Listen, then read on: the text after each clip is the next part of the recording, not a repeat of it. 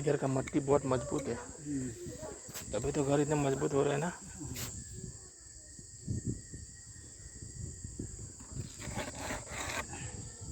એવું સરસ સુંદર મજાની માટી છે,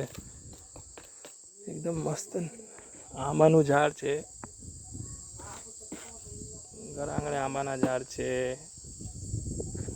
મરઘા ચરે છે,